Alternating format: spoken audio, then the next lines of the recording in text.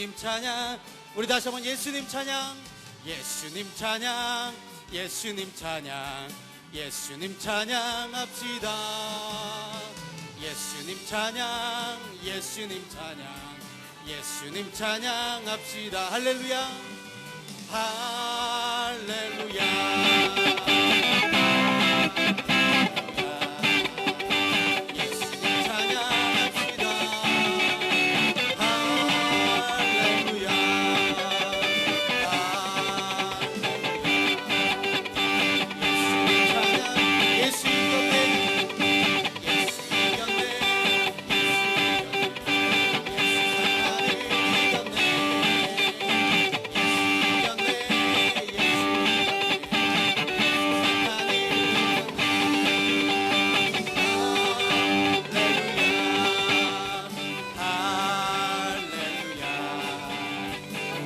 사탄을 이겼네. 할렐루야. 할렐루야. 할렐루야. 예수 사탄을 예수 이겼네. 예수 이겼네. 예수 이겼네. 예수 사탄을 이겼네. 예수 이겼네. 예수 이겼네. 예수 사탄을 이겼네. 할렐루야.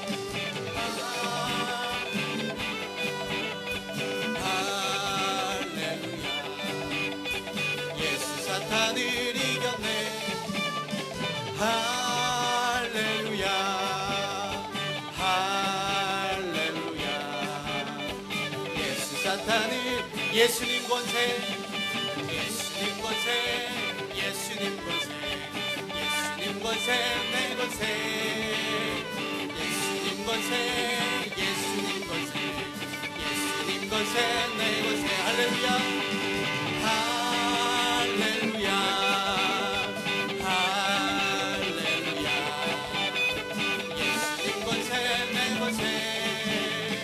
할렐루야. 예수님 찬양합시다. 예수님 찬양. 주의 이름을 부르는 자는 주의 이름을 부르는 자는 구원을 얻으리로다. 주의 이름을 구원을 얻으리. 할렐루야. 할렐루야. 할렐루야. 예수님 찬양. 예수님 찬양합시다. 할렐루야.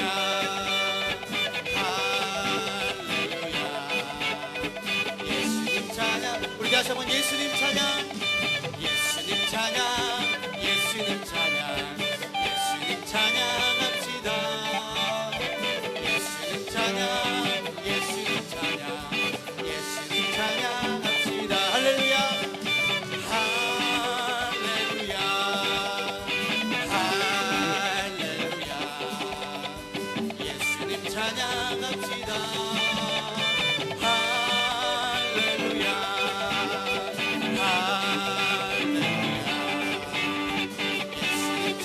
예수 이겼네. 예수 이겼네. 예수 이겼네. 예수 사탄을 이겼네. 예수 이겼네. 예수 이겼네. 예수 사탄을 이겼네. 할렐루야. 할렐루야. 할렐루야. 예수님 사탄을 이겼네. 할렐루야.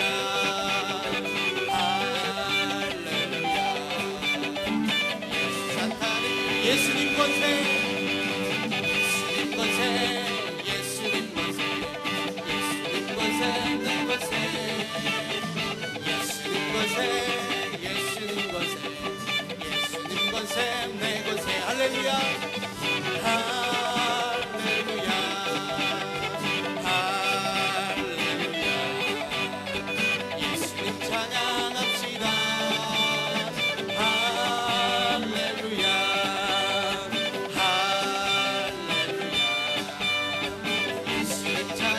내게 강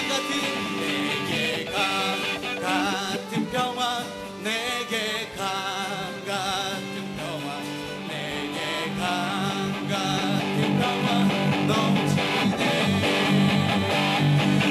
내게 강 같은 평화 내게 강 같은 평화 내게 강 같은 평화 넘치네 내게 바다 같은 사랑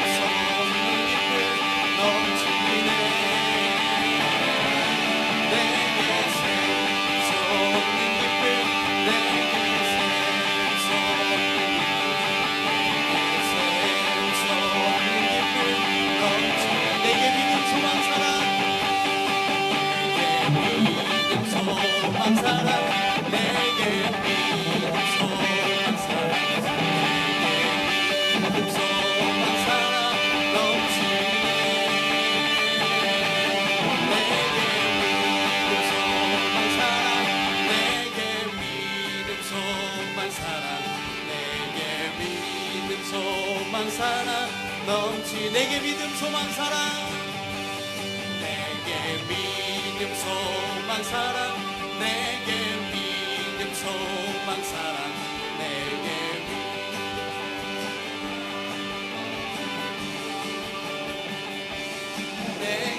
믿음 소망 사랑 내게 믿음 소망 사랑 믿음 소망 사랑 넘치네. 할렐루야. 우리 옆 사람과 다시 한번 인사하기 원합니다. 사랑하며 축복합니다.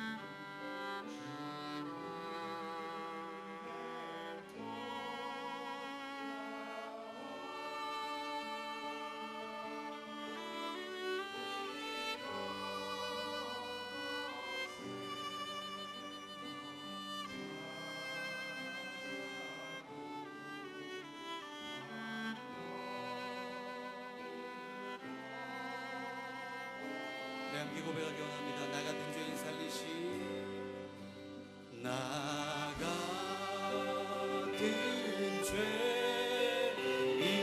살리시 주의 놀라운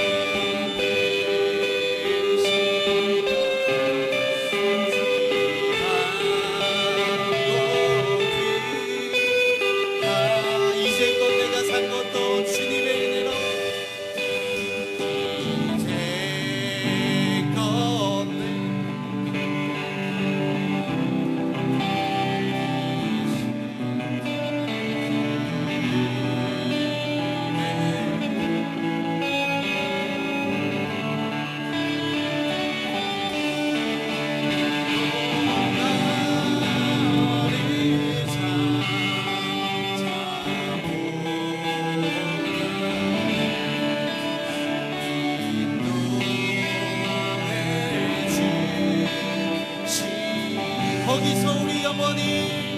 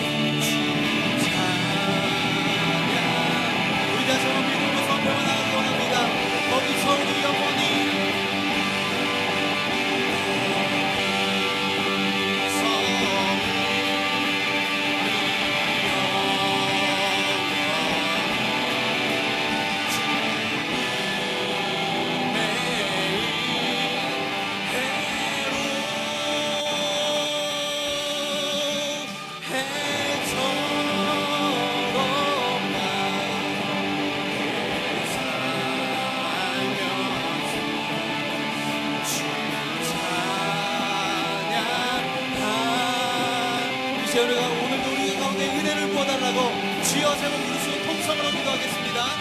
주여 주여 주여.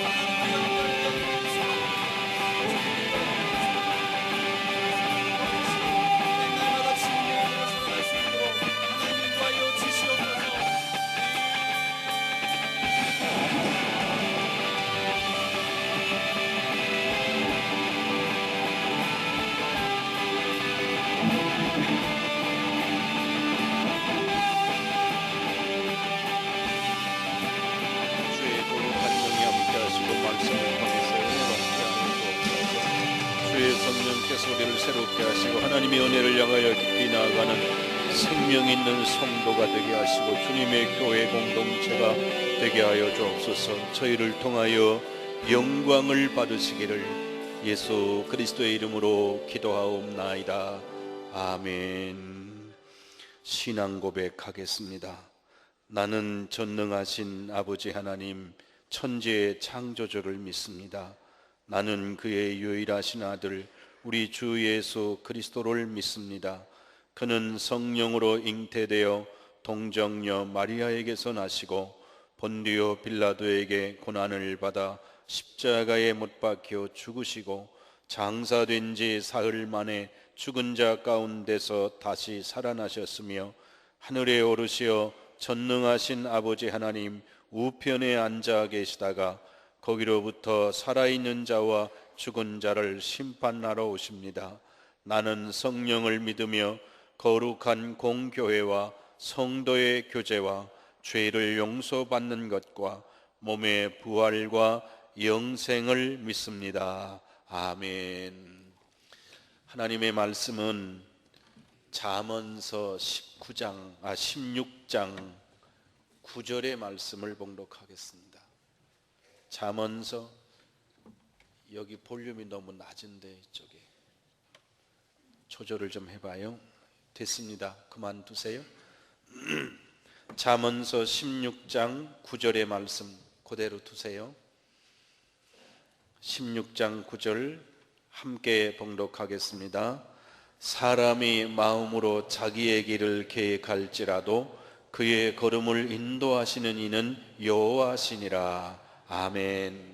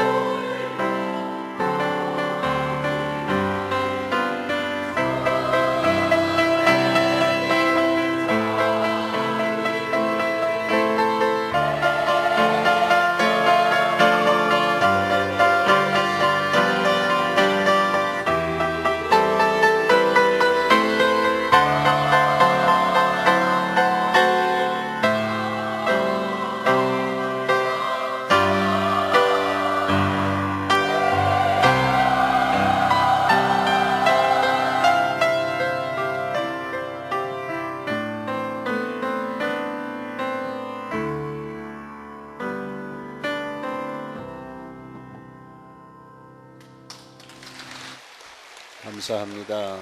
감사합니다. 우리 박경진 장로님은 진흥재단의 회장님이시고 또 전국 감리교 장로회 전국 회장님을 지내셨고 현재는 초교파 전국 장로회 회장님으로 계십니다. 말씀 듣기는 감리교회에서 전국 회장님이 아마 하시기가 어려운데 감리교회 장로님으로 전국 장로님, 초교파 장로 회장을 지금 현재 하고 계십니다. 제가 성현교회 시무할 때 성현교회 성도님들이 우리 교회에 전설적인 인물이 한 분 계시다고, 그분이 곧 우리 박경진 장로님이라고 그 소리를 많이 들었습니다. 그 후에 우리 장로님이 교단에서든지 전국적으로 귀한 일을 많이 하시는 걸 뵙고 자랑스럽게 여겼는데 한 번 모시고 싶었는데 여러 가지로 오늘에야 모시게 됐습니다.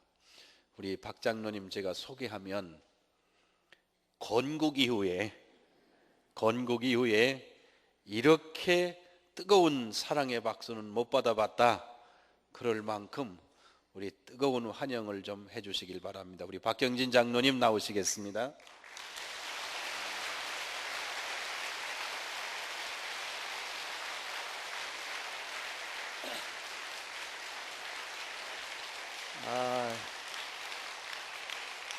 대단히 감사합니다. 감히 여기에 서면서 생각을 하니까 감개가 무량하고 가슴이 벌렁벌렁하고 떨리고 두렵고 그렇습니다. 존경하는 우리 이철 감독님, 날마다 진수성찬 이렇게 오늘 전 오전 예배에서 정말 큰 은혜를 받았습니다. 너무 큰 은혜를 받았습니다. 그런데 오후에 제가 여기에 쓸 걸 생각하니까 더 떨렸어요. 그런데 진수성찬만 드시다가 깡보리밥을 먹는 것도 어떤 때는 그것도 웰빙이라고 하더라고요, 그게. 그래서 다른 쪽으로 또 영향이 될 줄로 믿습니다. 감히 제가 이런 자리에 설 수 없는 사람이기 때문에 우리 감독님이 그렇게 소개를 하셨는데, 제 모교에서 그런 말씀을 하는 그런 이유가 있습니다. 저는 우리 감독님 저희 모교에 계실 때 제가 없었기 때문에 몰랐는데 그 후에 우리 감독님, 더구나 또 여기 계신 원로 목사님이 이경국 목사님 하면은 아주 그냥 굉장히, 지금 보고 깜짝 놀랐는데 그때는 키도 이렇게 크시고 두루마기를 입고 다니시던 목사님. 저희는 성현교회인데 우리 이경국 목사님은 그땐 전도사님이었어요. 전도사님이 키 크더니 허리가 울긋부정하시고 그런 분이었는데 팔봉교회 담임하고 계셨는데, 저는 그때 주일학교 선생을 하면서 지방 목사님들 목회자 이제 교역자 회의하고 뭐 이런 때 가끔 뵙고 그랬는데 오늘 이렇게 뵙게 돼서 아주 더 영광스럽습니다. 우리 강릉중앙교회 하면 옛날에는 여기에 안 있었기 때문에 그 교회는 몇 번 제가 갔습니다만 오늘 여기 처음 왔습니다. 보면서 우리 교회에 대한 꿈을 지금 그립니다. 저희 그 왕십리교회, 지금은 꽃제교회로 바뀌었습니다. 꽃제교회가 이렇게 예배당을 건축을 하고 있는데 건평이 5,200평을 지금 건축을 합니다. 그래서 저 꼭대기에 앉아서 예배를 드리면서 우리 교회 준공하고서 예배 드릴 때 이런 모습일까 저런 생각을 해보면서 예배를 드렸는데, 이렇게 여러분들 앉으신 거 보니까 우리 교회 완공되면은 어떻게 예배 분위기가 어떨까 아주 굉장히 좀 설레입니다.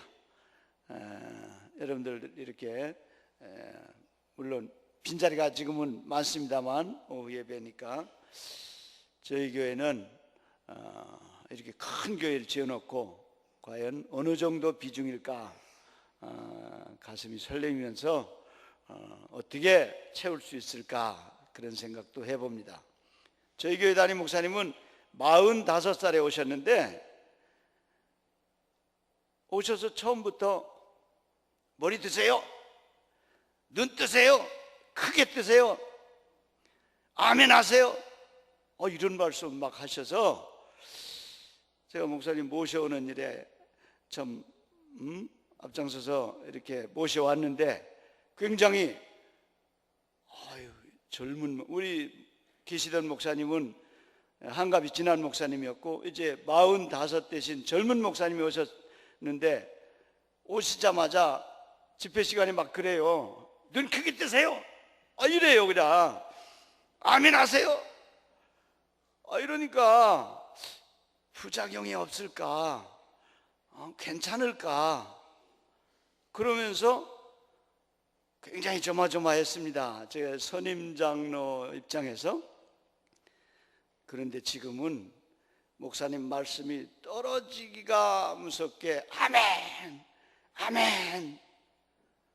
아주 정말 예배 시간에 아멘 소리 하라고 안 해도 아멘, 아멘 그러고, 그렇게 아멘, 아멘 하는데도 크게 하세요 또 이럴 때도 있고, 이제 그런 분위기인데 이렇게 예배당을 크게 지어놓고 저 꼭대기에서 보니까 제가 아멘을 몇 번 했거든요. 오늘 전혀 아멘 소리가 터져 나가지도 않고 여기까지 뭐 들린다고 하는 건 상상도 안 되고, 그러면은 그렇게 해놓고도 우리 담임 목사님이 아멘 하세요, 저기 있는 사람까지 아멘 하세요 그러려는지 굉장히 지금 아주 참 여러 가지로 오늘 그런 면에서 만감이 교차하기도 하고, 이렇게 큰 교회에 와서 강단을 서니까 두근두근합니다.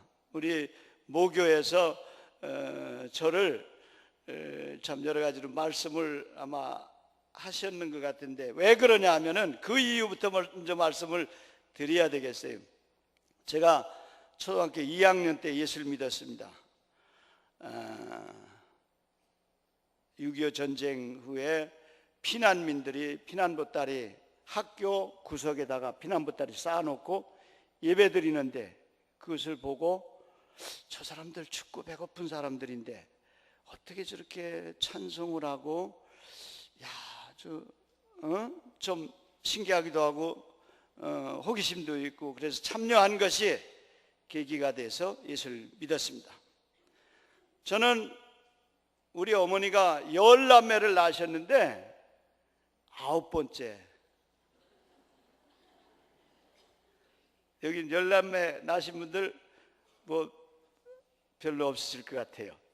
9번째 낳았는데 우리 어머니가 저를 낳아놓고 보니까 눈이 하나예요. 반드시 눈이 둘이어야 되는데 눈이 하나입니다.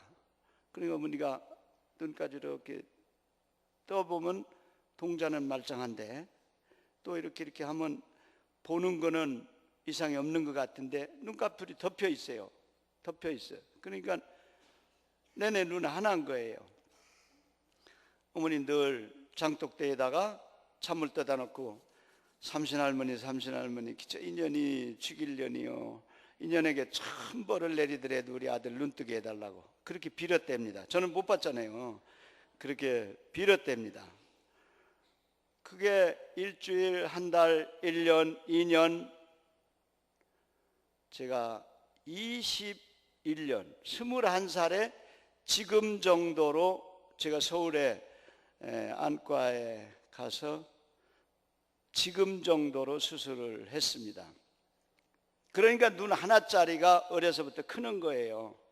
눈 하나짜리. 뭐 이건 뭐 손으로 띄어야 떠지는 거지 감겨져 있으니까. 그러니까 위에 눈꺼풀이 신경이 죽은 거예요. 그러니까 신경이 죽으니까 이걸 뭐 인위적으로 이렇게 떠들기 전에는 안 떠지죠. 동작 말짱한데 보는 기능을 떠주지 않으니까 못 보니까 그것을 한두 해도 아니고 21년 동안 생긴 이래로 보는 기능이 없었다고 생각해 보십시오. 21년 만에 그 보는 기능이 제 기능이 안 나오지 않겠어요? 그래서 21년 만에 제가 이랬는데, 어려서 눈짜그랭이 뭐 반쪽짜리, 심지어 자식아 넌 좀 빠져, 한 달에 보름밖에 못 보는 녀석이 자기는 두 눈 가지고 보면은 한 달에 30일을 보는데 나는 한 눈 가지고 봤으니까 보름밖에 못 봐. 보름은 못 봤다는 거예요. 그러니까 그런 놀림 가운데서 제가 성장을 하니까 얼마나 위축되고 열등감. 그러니까 저는 늘 머리를 이렇게 수그리고 다녔습니다. 머리를 수그리고 다녀요. 놀려대고 왕따시키고 뭐 그러니까 아마 또 이게 기가 죽어서 그런 사람이 오늘 여러분들한테 쓴다고 하는 게 감히 상상할 수 없는 얘기죠. 그러니까 우리 교회에서 아마 저를 두고 여러 가지로 그는 우리 감독님 아까 말씀하신 대로 별난 별종이 하나 있었다 아마 그랬을 것 같아요. 초등학교 2학년 때 예수 믿고 나니까 반쪽짜리라고 하거나 예눈백이라고 하거나 뭐 한 달에 보름밖에 못 보는 놈이라고 하거나 관계가 없어요. 자신감이 있어요. 꿈이 있습니다. 예수만 있으면 된다, 이런 꿈이 저에게 있었습니다. 그래서 뭐 놀리거나 말거나 위축되지 않고 당당하게, 그때부터는 당당하게 예수를 잘 믿었습니다. 초등학교에서 시험 보면요, 눈 두 개 가진 놈은 50점도 맞고 70점도 맞고 빵점도 맞고 그러는데 저는 시험만 쳤다 하면 100점이야. 그러니까 초등학교 내내, 그땐 급장이에요. 지금 뭐 반장부 뭐 이러는데 그땐 급장인데, 급장은 다른 놈 한 번도 못 해봤어요. 우리 반에는 박경진이 하나밖에 급장이 없었습니다. 그럴 정도로 예수 믿고 당당하게 신앙생활하면서 제가 1959년도에 세례를 받았는데, 지금은 이렇게 물을 찍어서 머리에다 세례를 주는데, 저는 그때 돈 나이스 목사님, 하가 선교사님 두 분이 와서 부흥회 끝나는 날 냇가로 쫙 교인들 데리고 가더니 냇가에 가서 양쪽에 두 분이 섭니다. 그러고 우리 그 당시 곽영찬 전도사님이 안내해서 갖다 놓으면은 선교사들이 양쪽에 붙들고 내가 성부와 성자와 성령의 이름으로 세례를 주노라 하고 물이 다 퐁당 잠가요. 그러다 이렇게 제가 물속에 딱 들어가면서 난 이제 죽었다, 나오면서 이제는 새 사람이다, 거듭났다 라고 하는 생각을 그때 했어요. 그러다 보니까 정말 자신감 있게 의욕적으로, 그러고 세례받고 난 다음부터는 제가 제 생각을 해도 좀 신들렸던 것 같아요. 너무 아주 열정적으로 신앙생활을 했습니다. 금요일 날 저녁 식사하면 죄 짓는 거라고 생각을 하고, 주일날 아침 밥 먹으면은 죄 짓는다 생각을 하고 철저히 금식을 하면서, 금요일 날 저녁 금식, 농촌에서 하루 종일 일하고 저녁에 저녁 안 먹고 견딘다고 하는 거 보통 어려움이 아닙니다. 더구나 내 집에서 하는 일도 아니고 남의 집 일 갔다가 하루 종일 일하고서 저녁에 이렇게 밥 위로 한 사발 아래로 한 사발 두 사발 퍼주는 그 밥을 그걸 먹어야 되는데 그거 먹고도 더 먹죠. 젊은 애들이니까. 그런데 저녁상을 보면서 저는 속해 보러 갑니다. 눈물을 먹고 금식을 하고 속해 보러 가고, 속해 보고 나면은 거기서 또 감자, 고구마 이런 것도 간식으로 쪄서 내와요. 금식은 난 그거 못 먹잖아요. 그러니까 하루 종일 일은 했죠. 저녁 금식했죠. 간식 그 남들 먹는 거 쳐다만 보죠. 배 가지고 등 가지고 결혼을 하는 거예요. 들러부터 아주 그런 그 억지 같은 신앙생활을 하면서 주일날 아침은 그렇게 금식하고 학생들 이제 가르쳐서 신방 쫙 돌아오고 그러는데 어디 신방 갔다 점심에 감자라도 뭐 이렇게 다서 주면은 그건 금식 시간이 아니니까 먹을 수 있잖아요. 그런 게 잘 안 걸려요. 그 어려운 세대니까 50년대 60년대. 그러니까 아침은 금식, 점심은 구음식. 그렇게 신앙생활을 별정스럽게 했기 때문에 아마 저희 모교에서 우리 감독님 계실 때 별종이 하나 있었다 아마 그랬을 것 같은 생각도 듭니다.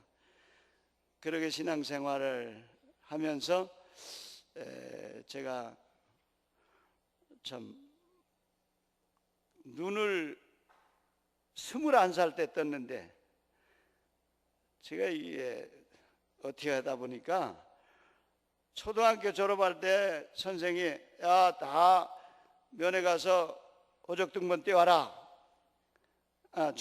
그땐 호적 초본 떼와라. 뭐 그러는데 제가 가서 보니까 우리 형님은 37년생, 우리 동생은 43년생, 그 가운데 40년생이 전데 비었어요. 없어요. 그래서 아저씨 그 자리가 내 자리인데 내 이름 왜 없나요? 자식아 없으면 내가 어떻게 하냐?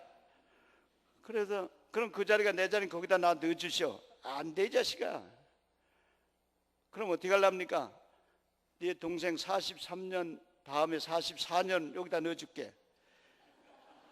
그래서 이래봐도 여러분들 자기 출생신고 자기가 해봤습니까?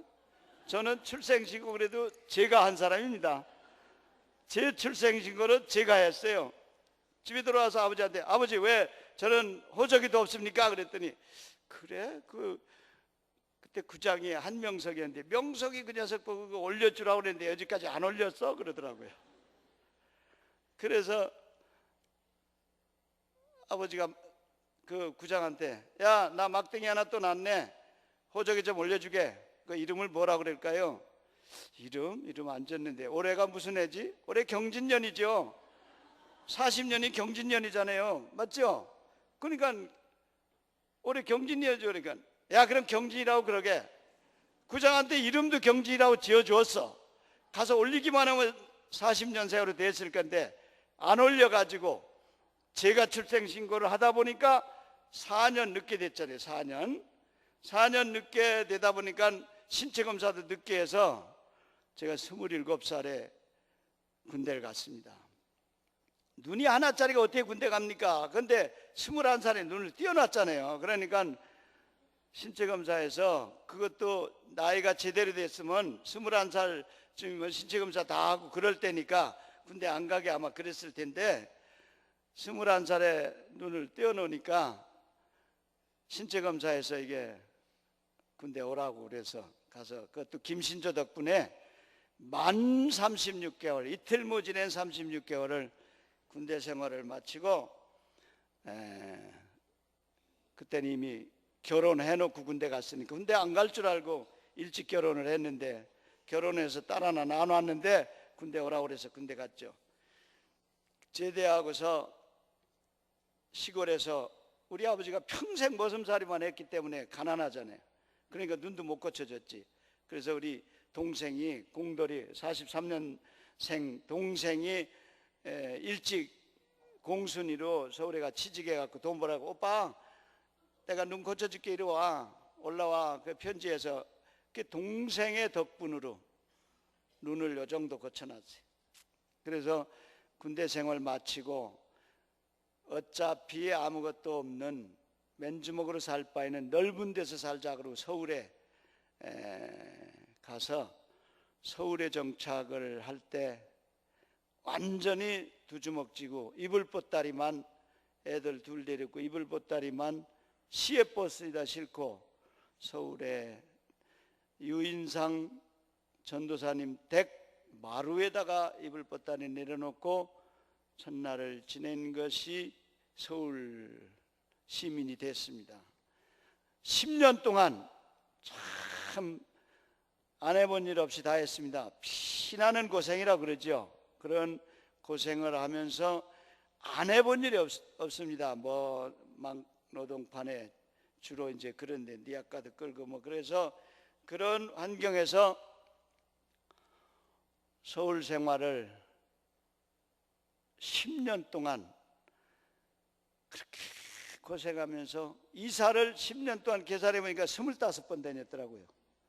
이사를 25번 다니면서 그렇게 어렵게 사니까 우리 담임 목사님이 박 집사님, 아무래도 집사님은 그렇게 부지런히 열심히 뛰어도 안 되는 걸 보니까 뭐 하나님께서 박 집사님 목회자로 쓰시려고 하는 뜻이 계신 것 같습니다. 그러니까 저 하라는 대로 하십시오. 그리고 저를 데려다가 신학교에 집어넣었어요. 그래서 지금 협성신학교 78년도에 신학교 입학을 해서 아침 먹고 점심 걱정하고 점심 먹고 저녁 걱정, 먹고 살게 걱정. 지금은 때거리 걱정하면 쌀 걱정하잖아요. 쌀.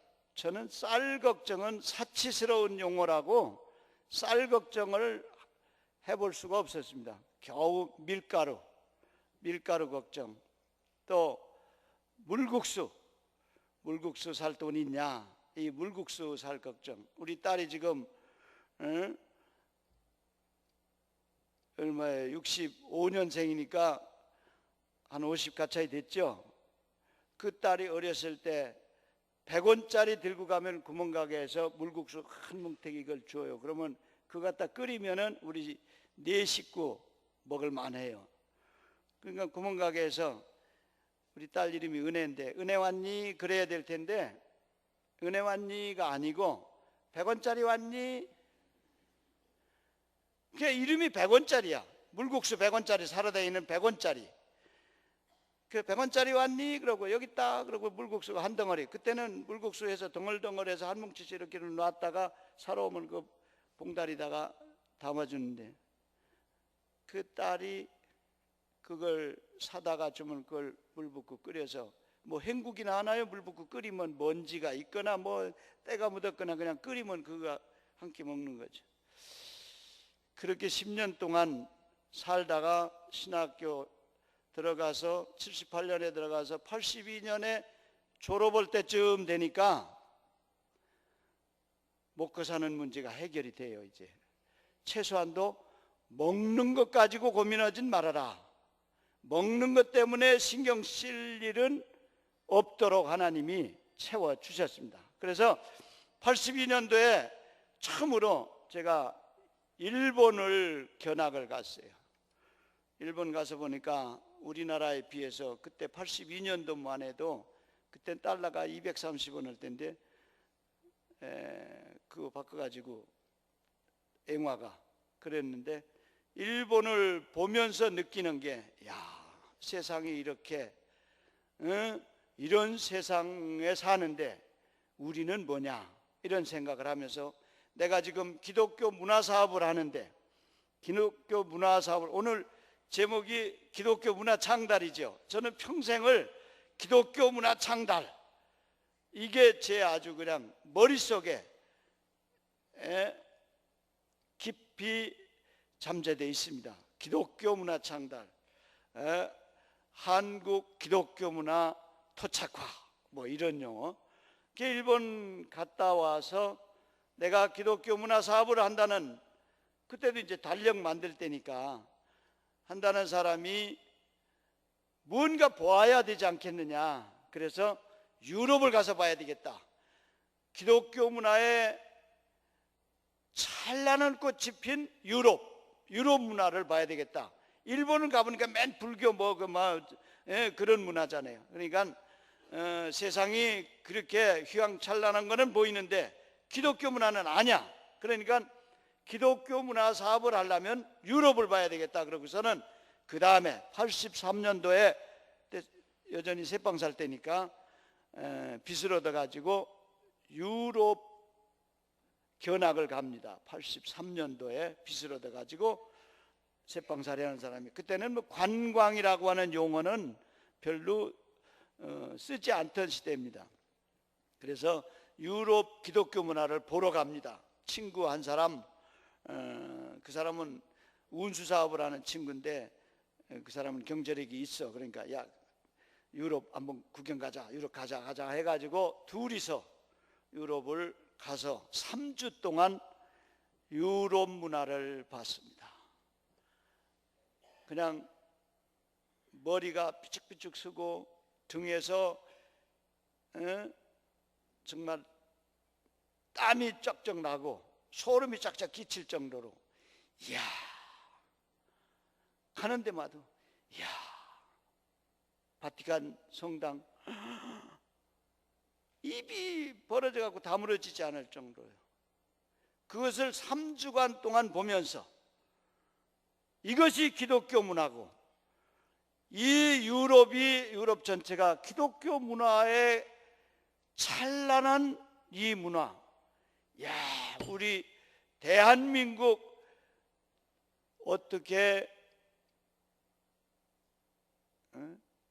기독교 문화 토착화를 이룰 수 있을까? 이런 게 막 머리에서 막 돌아가는 거예요. 그러면서 우리 친구는 가는 데마다 집에 가지고 갈 선물 삽니다. 열심히 선물 사. 저는 가는 데마다 필름, 그림, 펜시 기독교 용품 이런 거 가는 데마다 그것만 다 사는 거예요. 빚뜯어 가지고 갔으니까 그래도 돈 있는 대로 막 그걸. 그래서 그 사람은 선물 사고 나는 기독교 용품 사고 3주간 동안 유럽에 가서 본 것도 많고 느낀 것도 많고 감동받고 도전받은 것, 그러면서 거기서 경험한 거 뭐 할 얘기가 사실 많지만 뭐 오늘 그 얘기는 다 할 수가 없고, 그렇게 영향을 받고 돌아와서 캘린더를 만듭니다. 뉴 디자인을 합니다. 정말 보고 느끼고 감동받은 걸 가지고 캘린더를 만듭니다. 그해 만드는 캘린더가 이제 84년도 달력이죠. 83년도니까 84년도 달력 6가지인가 7가지인가 만들었는데 그 중에 하나가 위대한 생애라고 하는 것, 그것이 그때 한 5천, 캘린더 한 가지 만들면 5,000부 아니면 10,000부, 좀 한 15,000부 팔았다 그러면 야, 괜찮다. 20,000부 팔았다 그러면 아유, 그 아주 히트 쳤네, 홈런 쳤네, 이럴 정도인데 위대한 생애는 53만 부를 팔았습니다. 53만 부. 남일인데 뭐 놀랄 거 뭐 있어요, 이거. 53만 부. 200원씩이면 200원 남았다. 그러면 어디 저기 학생들 50만 부에 200원이면 얼마입니까? 얼핏 계산해서 한 1억 되죠? 1억. 그 당시에 집 한 채가 3천만 원. 연립주택 그 다음에 제가 집을 샀는데 새빵살이 10여 년 만에 10몇 년 만에 연립주택 사는데 3천만 원. 캘린더 한 가지 만들어서 순수익 200원 남았다. 그러면 얼핏 계산해도 1억이 넘잖아요. 한 6, 7가지 만들었으니까 대충 그림이 그려지죠. 사람이 마음으로 자기의 길을 계획할지라도 그의 걸음을 인도하시는 이는 여호와시니라. 아멘.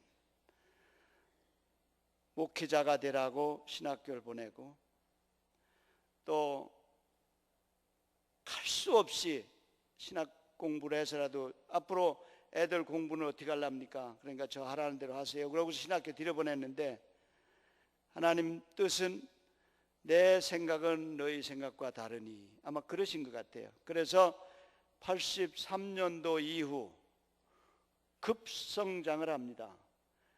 남의 사무실에 책상 하나 놓고 지능문화라고 하는 상호를 만들어 가지고 76년도에 시작을 했는데 그러면서 해도 뭐 맨발로 뛰어도 밥 먹고 살기가 힘들었는데 78년도에 신학교 들어가서 82년도 졸업할 때쯤 되니까 남의 사무실에다 책상 하나 놓고 시작했던 그것이 제가 신학교 다니는 그 어간에 79년도에 7평짜리 사무실 하나 제가 임대를 해가지고 사무실을 내가지고 지능문화사 간판을 딱 건물에다 붙일 정도로 됐는데 그래도 내내 형편이 어려웠지만 82년도쯤 졸업할 때쯤 되니까 어느 정도 이제 안정이 돼서 먹고 사는 문제, 자녀 교육 문제 이거는 이렇게 하면 되겠구나 할 정도가 됐는데 83년 4년도 되면서 막 급성장을 하는 거예요. 7평짜리에서 23평짜리로 43평짜리로 그러다가 지금 있는 신설동에 1300평짜리 건물을 세웠습니다. 어디서 복권 탄 거 아니고 또 무슨 횡재한 거 하나도 없고 부지런히 일해서 일한 대가를 하나님이 주셔서 그걸 가지고 지능문화사를 그때부터 새빵 살고 남의 사무실 이렇게 다니다가 자체 건물이 생기고 장소가 생기니까 인원이 필요하고 인원이 있으니까 또 장소를 넓혀야 되고 장소가 있으니까 시설을 해야 되고 그래서 이게 계속 하다 보니까 여직원 한 사람하고 남의 사무실에서 이렇게 그 전화도 남의 사무실에 있는 전화 빌려서 내 전화처럼 해서 명함이다 이거 찍어가지고 다니며 영업하고 그랬는데 건물이 생기고 인원이 늘고 10명에서 20명, 30명, 50명 이러다 1990년대 접어들면서 지능인이 100여 명으로 늘어나고 캘린더 제작하는 게 뭐 10,000부, 20,000부가 아니고 저희가 최고 많이 할 때 630만 부까지 630만 부까지 캘린더를 생산하는 그런 업체로 성장을 하는데 하나님께서 우리의 생각, 우리의 뜻, 우리의 계획 이상으로 하나님의 뜻을 펼쳐주셔서 제가 사업을 하도록 이끌어 주셨습니다. 그래서 오늘 제 말씀이 사람이 마음으로 자기의 길을 계획할지라도 그의 걸음을 인도하시는 이는 여호와시니라. 잘 되고 싶지 않은 사람 어디 있습니까? 아프고 싶은 사람이 어디 있습니까? 힘들고 고생 면하고 싶지 않은 사람 어디 있습니까? 아프기도 하고 힘들고 어렵기도 하고 배고프기도 하고 가난하기도 하고 이런 그 과정을 하나님께서 그때그때 훈련하고 연단시키기 위해서 또 성장했을 때 성장한 사람으로서의 모습을 갖춰 살게 하기 위해서 아마 그런 과정을 주신다라고 저는 믿습니다. 그래서 힘들고 어려운 때 다 그런 과정이 오늘 저를 붙들어 주신다고 믿습니다. 그래서 맨주먹 가지고 저는 본래 태어나기 반쪽만 태어났고 어렵게 태어나서 우리 어머니 아버지가 그 뭐 한 일주일이나 열흘이나 한 달, 두 달 후에 아니면 1년, 2년 후에 눈을 고쳐줬으면은 얼마나 좋았을까마는 21살까지 덮어뒀어. 아예 덮어뒀다. 그러다 21살 이후에 뜨고 그 후에 서울 와서 10년 동안 그래 좀 밥이라도 먹어가면서 고생을 해도 하고 하면 얼마나 좋겠어요. 때거리가 없는 거야. 어떤 때는 영업 활동 나가면서 제가 문패 애무사원을 했거든요. 문패 샘플을 이쪽에다 4개 갖다 붙이고 이쪽에다 4개 붙여서 그걸 8개를 샘플 이렇게 들고 영업으로 나갑니다. 그 문패 없는 지가 찌고 벨 눌러요. 그럼 안에서 나와서 그 문패 없어서 배달부가 와서 홍길동씨 맨날 거리를 부르고 다녀서 창피하고 부끄럽고 그랬는데 잘 왔다고. 그래서 문패 주문하면은 며칠 만에 해다 주고 돈 받고 이래 하는데 이게 하루 종일 다녀도 하나도 안 걸릴 때도 있는 거예요. 어느 날은 지금은 띵동땡 이렇게 아주 소리가 아름답잖아요. 옛날에는 그거 누르면 그거 눌러 아무 소리가 없어. 한 번 더 눌러 그래도 아무 소리 없어. 한 번만 더 누르고 가자. 그거 한번 조금 길게 눌러 안에서 막 그냥 밖에서 넘어지는 소리 대야가 차고 나오는 소리 요란스럽게 하더니 문을 빼꼼히 대문을 여는데 보니까 머리가 그냥 그 하이타임인가요? 샴푸 이거를 머리 감다가 하도 눌러대니까 이거 급한 일 났나 보다 하고선 막 그냥 뛰어나오다 보니까 밖에서 걷어 차면서 나온 거야. 그러니까 요란하게. 그런데 이게 샴푸로 이거 뒤집어 쓰고 나왔는데 나온 사람이 문제가 아니라 내가 뭐가 됩니까? 그걸 보는 순간 그냥 쥐구멍 어디 있으면 들어가고 얼마나 미안하고 송구스럽고 죄송하고 부끄럽고 말을 할 수가 없어요. 그래도 삐끗이 열고서 왜 그러냐 이거야. 왜 자꾸 누르느냐는 왜 그러냐. 그래서 이제 문패가 없어서 문패 다시라고 왔으니 문을 쫙 닫으면서 별 미친놈을 다 보겠네. 돌아다니다 보면 그렇게 미친놈 되는 때가 간혹 있어요. 그러가면서 그렇게 10년을 고생을 했는데 그런 연단 기간도 훈련 기간도 하나님이 아마 필요해서 저한테 그렇게 주셨는 것 같아요. 그러다 보니까 신학 공부도 했잖아요. 왜 그 덕에 웬만큼 됐으면 우리 목사님이 저를 데려다 신학교 보냈겠어요? 그게 다 필요해서 오늘을 살게 하기 위해서 하나님이 그런 과정을 주신 줄로 믿습니다. 혹시 몸이 좀 아프고 환경이 어렵고 돈이 좀 쪼들리고 애들이 속색이고 가정에 불화가 있고 그다 기도하고 여러분들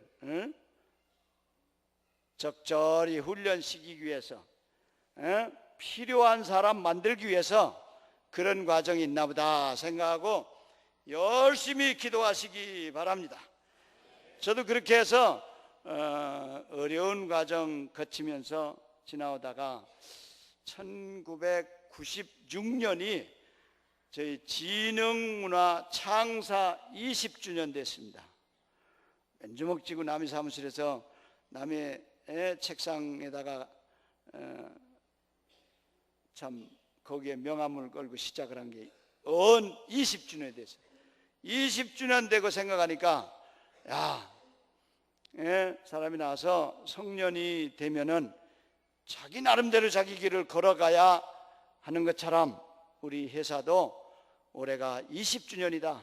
뭔가 20주년 된 회사다웁게 뭘 하자라고 시작한 것이 해외 입양아 초청 모국 방문 행사를 계획을 하고 그 해 18명을 초청을 했습니다. 이제 첫 해는 유럽에 그러니까 이중 문화 자녀들, 어머니는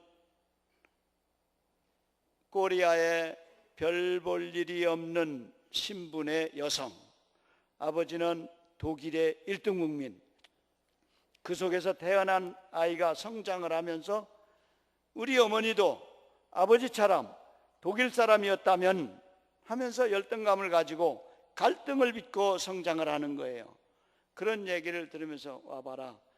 그때 그 아이는 생각하기를 우리 어머니는 저 가난하고 아주 못 사는 나라 코리아에 별 볼 일이 없는 신분, 말하자면 그 술집 뭐 이런 데서 있다가 그 유엔군들 독일 사람들이 와서 데리고 간 여자들 뭐 이런 생각을 하는 거죠.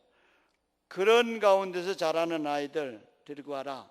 독일에 제가 여행 갔을 때 저를 가이드해 준 베실람 선교사, 지금 고인이 됐어요. 그 선교사한테 얘기하니까 내가 그런 사람만 데리고 가겠다. 그렇게 해서 왔는데 18명 와서 그때는 3주를 했습니다. 1회 때는. 근데 2회, 3회 지나가면서 2주만 했고, 그때는 어린애들도 왔었는데 나 12살, 3살짜리도 왔었는데 얘들은 철이 없어가지고 뭘 느끼고 감동받고 가는 것 같질 않아요, 느낌이. 그래서 야, 이건 안 되겠다. 독일 애들 안 돼. 이제 유럽 애들 안 돼. 미국 애들, 미국의 입양아들 나이는 18살에서 28살 왔다가 내가 돈 투자해서 이렇게 해주면은 와서 그래도 뭔가 보고 영향을 받고 가서 돌아가서 정말 한국 사람의 5천년의 역사와 문화민족의 긍지를 가지고 살아갈 수 있는 그런 뭘 좀 심어줘야지. 이렇게 우선 그 다음부터는 18살, 28살 뭐 조금 나이가 좀 더 먹은 사람도 초청하고 받기도 하고 그랬습니다만, 그렇게 해서 지난해까지 17번을 17년을 했고 올해 18년째 해외 입양아 초청 모국 방문 행사. 와봐라, 너희 어머니가 별 볼 일 없는 가난한 코리아의 여성 아니다. 너희 어머니도 당당한, 또 이 가난한 코리아가 아니고 지금 당당한 세계에서 부러워하는 나라다, 이런 걸 보여주려고. 물론 그땐 그 정도는 아니었지만 1996년도는 그 정도는 아니었죠. 그래서 그런 사람들 초청해서 이렇게 했는데 얘네들이 왔다가 갈 때에 소감을 얘기합니다. 자기가 2주 동안 서울에 있는 동안은 3일 동안 홈스테이 하면서 한국인의 가정 문화 이걸 보고, 또 이제 용인민속촌서부터 설악산에서부터 제주도까지 부산으로 경주로 해서 한국을 다 전방도 가기도 하고 산업체 방문도 하고 뭐 현대자동차니 무슨 이 삼성이니 이런데 기업체 방문도 하고 이러면서 2주간을 보고 갈 때에 이제 소감을 듣습니다. 그러면 얘들이 엉엉 울어요. 자기들이 그걸 모르고 우리 어머니가 나를 왜 낳아서 팔아먹었냐, 코리아는 어떻게 해서 애들 이렇게 수출을 하느냐, 이러면서 열등감을 가지고 정말 아주 가슴이 터지는 심정으로 살았는데, 와서 보니까 대한민국을 보니까 우리 어머니가 나를 낳아서 팔아먹은 것도 아니고 대한민국의 어린아이 수출국도 아니고 이렇게 훌륭한 5천년의 역사와 문화가 있는 문화민족의 대한민국을 와서 보니까 내 가슴에 대한민국의 피가 흐르고 있다. 자랑스러운 대한민국의 피가 내 가슴에 흐른다. 엉엉 울면서 내가 이제 돌아가면은 한국말 빨리 배우고 다음에 올 때는 한국을 배우러, 언어를 배우러, 부모를 찾으러 또 오겠다고 그러면서 소감을, 자기 정체성을 발견한 거예요. 자기가 누군지를 모르고 살았는데, 사람 올가이라고는 애가 99년도에 왔던 애인 것 같은데, 미국인이 야, 너 어느 나라 사람이냐? 그러면 내가 동양 사람이니까 저 사람이 질문하는 거지. 그러면 동양의 큰 나라, 난 중국 사람이다. 중국 사람이라고 할까? 아니야, 일본의 1등 국민, 일본 사람이라고 그럴까? 아니면 그냥 코리아 한국인이라고 그럴까? 이런 그 갈등을 가지고 살았는데 지금 와서 이렇게 2주간의 체험을 하고 나니까 이제 들어가서 미국인이 야, 너 어느 나라 사람이냐 그러면은 대국인 중국 사람도 아니고 1등 국민 일본 사람도 아니고 나는 대한민국, 그것도 대한민국의 입양하라고 당당히 말하겠다라고 하면서 엉엉 우는데 같이 감동받고, 내가 하는 일이 적은 일이 아니다. 이 일을 언제까지라도 내가 해야 되겠다. 다행스러운 거는요, 우리 아들이, 제가 이제 17년 했으니까 오래 했잖아요. 그러니까 우리 아들이 이걸 뭐 매년 이제 막 의욕적으로 하고 싶어서 해요. 그래갖고 인터넷에다 이제 모집을 해요. 내가 할 때는 미국의 소사이어티나 이런 데다가 의뢰해서 그 입양아들 한 20명 모아가지고 와라. 그러면은 내가 20명 그 모아가지고 얘기하면 내가 다 그렇게 모국 방문 2주간을 해주겠다. 이렇게 이제 해가지고 모아왔는데 지금은 인터넷에 띄어가지고 다 자기들이 개별로 신청을 해요. 그래갖고 우리 아들이 지금은 잘 그걸 이어나가는데 얼마나 다행스럽고, 또 저는 영어를 못하니까 통역을 반드시 세워가지고 통역을 통해서만 이 일을 해왔는데 우리 아들은 유학 공부를 했으니까 영어가 되니까 지가 그냥 그 애들 올 때 되면 지금 금년 거도 지난 12월 달에 벌써 마감을 해가지고 20여 명 마감을 해. 작년에는 26명이었는데 올해는 20명. 앞으로 또 한두 명 늘어날지도 모르죠. 그렇게 해서 접수해서 올 때 인천공항에 가서 픽업해가지고 걔들이 올 땐 다 각각 옵니다. 작년에는 노르웨이, 덴마크, 호주, 미국, 캐나다 5개국에서 왔었는데, 그리고 올 땐 다 각각 각자로 들어오는데 인천공항에서 우리가 픽업해가, 물론 하루 전나 이렇게 며칠 전에 오는 사람도 있지만 그렇게 해서 우리가 픽업해가지고 서울에 있는 동안 3박 4일 3박 정도는 홈스테이를 통해서 한국 가정문화를 체험하게 하고, 그리고 이제 나머지를 제주도까지 투어를 시키고 마지막으로 청와대 방문을 해서 그들에게 정말 꿈을 심어주고 자신감을 심어주고 긍지를 가지고 살아갈 수 있도록 정체성을 확인시켜주는 그런 일을 하는데, 이 일이야말로 언제까지라도 제가 하고 싶은 일, 해야 될 일, 바람직한 일, 그렇게 생각을 합니다. 지난해 왔던 애들 26명 중에는 현역 대위가 하나 있었고 또 현역 경찰이 하나 있었는데, 이 대위에는 37살 먹은 애인데 여기서 이 프로그램 마치고 들어가면은 소령으로 진급을 한답니다. 진급 개수에 있대요. 진급하면은 사관학교 교수가 된다고 그러더라고요.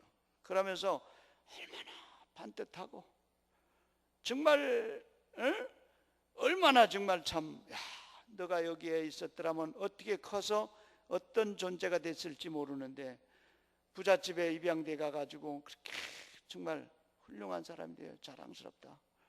붙들고 칭찬해주고 안아주고. 근데 걔도 그렇게 엉엉 울면서 자기가 한국에 참, 우리는 처음 온 사람만 받으니까 2번, 3번 온 사람 안 받죠. 이제 한국을 경험 온 사람 안 받습니다. 그런데 처음 와서 보고선 감동받고 돌아가면서 엉엉 울며 돌아가면서 정말 우리 한국을 위해서 내가 한국인이라고 하는 자부심을 가지고 살겠다고 하는 각오와 결단하는 걸 보면서 걔네들이 다음에 미국에서 또는 덴마크에서 호주에서 그 나라에 살면서 조국을 생각하면서 조국 편에 어떤 관계가 될 때 어느 편 쓰겠어요? 지난번 불란서에서 플레르라고 하는 입양아가 경제장관이 됐죠. 경제장관, 입양아가. 그럴 때 걔네들이 전 세계 각곳에 나가 있으면서 그런 역할을 할 때 반드시 이 하는 일이 바람직한 일이다, 하고 싶은 일이다, 해야 할 일이다, 그런 생각을 하면서 하고 있습니다. 그래서 시간이 많이 갔기 때문에 이제 줄이겠습니다. 하나님께서 고생시키고 힘들게 하고 어렵게 하고 했던 모든 과정을 통해서 저는 저를 쓰시기 위해서 그런 과정을 주셨다, 그렇게 생각을 합니다. 오늘 젊은 청년들 배움의 과정에서 내가 지금 하고 있는 일 가운데서 하고 싶은 대로 안 될 때, 어려울 때도 분명히 하나님의 음성을 발견할 수 있고 하나님의 모습을 발견할 수 있다고 생각을 합니다. 정말 기도하면서 내게 주어진 환경에서 할 일을 찾으면 얼마든지 할 일이 있습니다. 어떤 이는 저보고 지능문화사 이렇게 뭐 대기업처럼 이렇게 성장을 했으니 그 돈 다 뭐 할 거냐고 그러는데, 이렇게 하다 보니까 지어진 거는 아무것도 없습니다. 남들 보기에는 그렇게 생각하려나 몰라도, 돈은 우리 웨슬리가 많이 벌어서 바르게 많이 쓰라고 그랬습니다. 저는 그걸 머릿속에 늘 가지고 있습니다. 많이 벌려고 그래도 많이 벌어지지는 않더라고요. 그래서 버는 것을 제가 다 쓰려고 그럽니다. 돈이 아무리 많으면 뭐합니까? 자기가 쓰지 않은 건 자기 돈이 아니라고 생각합니다. 자기가 쓴 것만 자기 돈이지 자기가 많이 버는 게 자기 돈이 아니에요. 나중에 갈 때 두고 가면은 그 자기 돈 아니잖아요. 내가 쓰는 것만 내 돈이다, 쓰는 것만 내 돈이다. 여러분들이 이런 것도 기억하시면서 많이 버는 것도 중요하지만 벌은 돈을, 있는 돈을 어떻게 쓰느냐. 혹시 제가 자랑하는 것처럼 비칠까 봐 얘기를 잘 안 합니다만, 저의 아파트, 제가 사는 아파트가 하나 있고 또 우리 교회 짓는 그 재개발 지역에 하나 분양을 받습니다. 지금 있는 집은 교회 건축원금 쓰라고 교회에다가 기증을 했습니다. 그래서 건축이 진행되면서 그걸 팔아서 그때는 한 10억 이상 12억 뭐 이렇게 간다고 그랬는데 지금 보니까 10억이 택도 없는 것 같더라고요. 많이 떨어져서 언제 팔아야 될지 그럽니다만, 또 새로 분양받는 것도 뭐 다 늙어가지고 저보다 훨씬 어른들 많이 계셔서 죄송합니다만, 저도 7학년 4반이니까 뭐 얼마 남았을지 모르잖아요. 그러니까 분양받는 거를 꽃제교회 이름으로 등록을 하고 우리 부부가 사는 동안까지는 꽃제교회 관사에서 세사하는 것처럼 살다가 우리 떠나면은 꽃제교회 관사가 되는 거지 뭐 자녀들이 또 조금 더 가져라 덜 가져라 뭐 나눠줘라 이런 소리 싸울 필요가 없지 뭐. 꽃제교회 관사가 돼버렸으니까, 아예 처음 살 때부터 관사로 사버렸으니까 그렇게 생각을 하고 있습니다. 반드시 우리는 살다가 떠납니다. 떠날 때 깨끗이 아름답게 정리를 해야 된다, 그런 생각하는데, 왜 그러냐? 어렵게 살았기 때문에, 너무 가난하게 살았기 때문에, 뭐 단돈 10원도 우리 부모님으로부터 받은 게 없어요. 그 맨주먹으로 하는데 우리 자녀들 다 공부시켜줬죠. 아들 딸 3남매 공부시켜줬죠. 시집장가 다 보내줬죠. 집 사서 살고 있죠. 그만하면 됐지 뭐 그 이상 뭐가 필요하냐.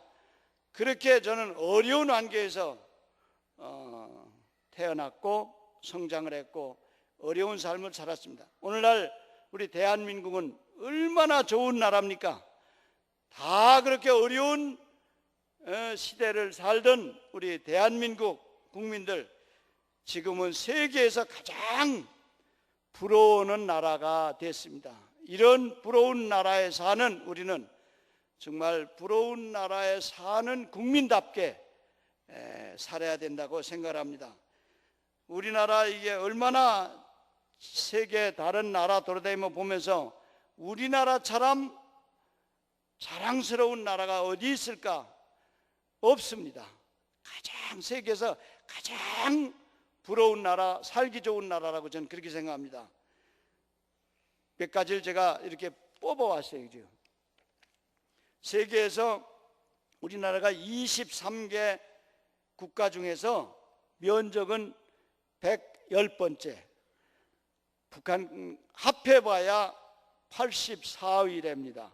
그런 조그만 코딱지만한 나라입니다. 우리나라가.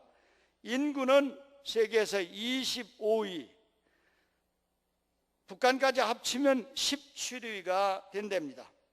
원자력 기술 세계 제5위, 20개 핵발전소 보유한 나라라고 하는 우리나라입니다.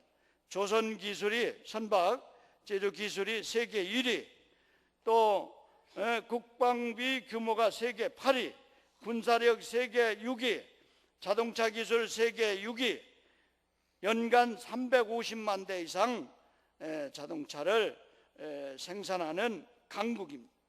인터넷 기술 세계 1위, 인터넷 사용자 수가 세계 3위라고 이렇게 합니다. 휴대폰 기술 세계 1위, 반도체 기술 세계 1위, 특허 출원 세계 6위, 철강 생산 기술 세계 5위, 또 가전 기술 세계 2위, 고속전철 기술 세계 4위, 로봇 개발 기술이 세계 4위, 애완 보유고가 세계 4위. 우리 IMF 겪었잖아요. 지금은 애완 보유국의 세계 4위랍니다. 교육열은 세계 1위, 종합정리 세계 1위에서 5위까지 전 세계에서 110번째 크기의 국토를 가진 조그만 우리나라가 전체 기술 항목 중 대부분 선두를 점령하고 있다. 그 밖에 동력성장 기술 단계는 6위에서 9위로 도약을 하고 있다. 종합국력 세계 9위라고 하는 자랑스러운 나라에 우리가 살고 있습니다. 그런데 그런 것만 있는 게 아니고 또 있습니다.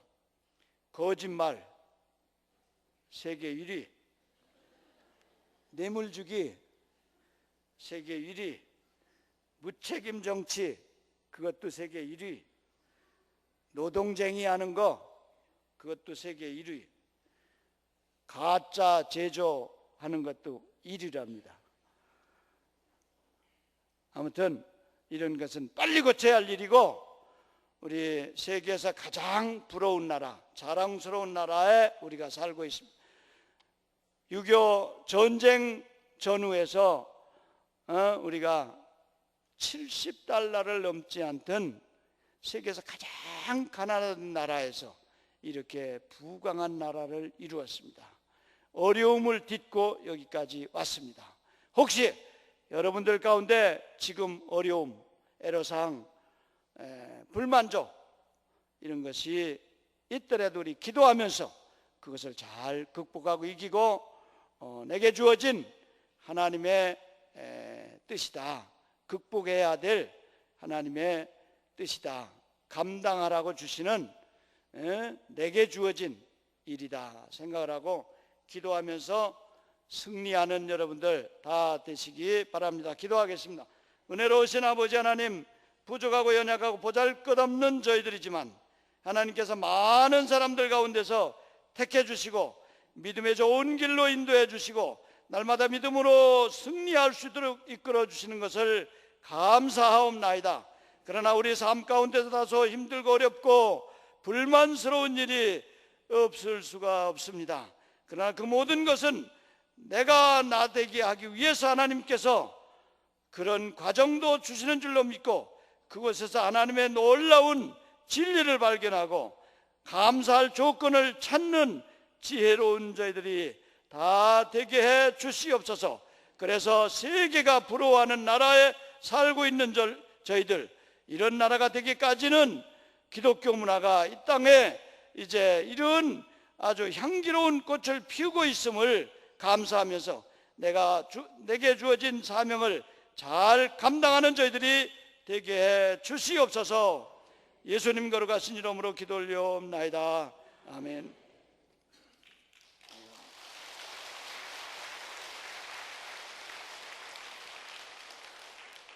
참 수준이 높아요. 제가 나와서 좀 감사의 박수를 하자고 그러려고 했더니 미리 알아서 하잖아요. 아주 감사합니다.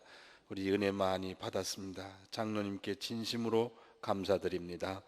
박경진 장로님 자서전이 저 뒤에 있습니다. 혹시 나가시다가 오늘 말씀하시지 못한 내용들 보시길 원하시는 분은 판매하니까 사가지고 가시기를 바랍니다.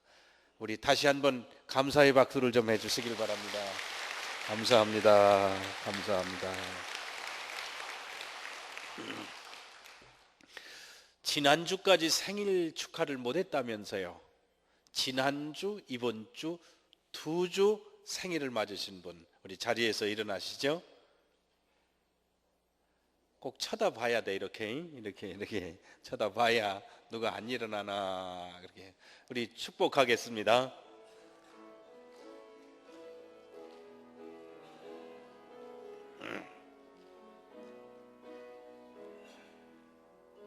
당신은 시냇가에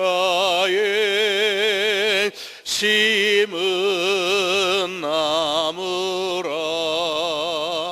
하나님의 사랑 안에 믿음 뿌리 내리고 주의 뜻대로 항상 사세요.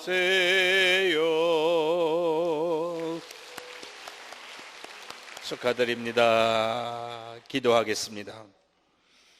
하나님의 귀하신 은혜로 어려운 시대에 아름다운 믿음의 모델로 귀한 장로님을 세워주셔서 감사합니다. 남으신 여생도 더 값지게 쓰시고 이 땅의 백성들에게 복음의 빛을 밝히는 귀하고도 크신 그릇으로 써 주시옵소서. 우리 교회 성도들 그리고 우리 젊은이들이 이 소망을 갖고 믿음으로 승리하게 하시고 고난 속에서 더 큰 그릇들이 되고 하나님께 쓰임받는 믿음의 승리자들이 될 수 있도록 축복하여 주시옵소서. 우리 교회에서 세계를 움직이는 인물들이 나오게 하시고 믿음의 큰 그릇들이 나올 수 있도록 축복하여 주시옵소서. 지난 세월 주의 은혜로 살은 사랑하는 성도들 생일을 맞을 수 있도록 축복하셔서 감사합니다. 앞으로 건강하고 기쁘고 감사함으로 하나님께 영광을 돌리게 하여 주시옵소서. 가정을 축복하시고 자녀들을 축복하시고 인생의 주관자가 되셔서 친히 인도해 주시옵소서. 오늘도 주님 주신 은혜를 감사하며 특별히 사순절을 지나며 십자가의 은혜를 다시 깨닫는 은혜의 시간이 되게 하여 주시옵소서. 드려진 예물 위에 기름 부어 주시고 축복해 주실 줄로 믿습니다. 지금은 우리 주님 예수 그리스도의 그 크신 은혜와 아버지 하나님의 지극하신 사랑하심과 보혜사 성령님의 감동 감화 충만하신 은혜가 주님 앞에 한없는 은혜를 깨닫고 감사하는 성도들, 오늘 이 시간에 은혜 받고 돌아가는 성도들 머리 위에 이제로부터 영원토록 함께 계시기를 간절히 축원하옵나이다. 아멘.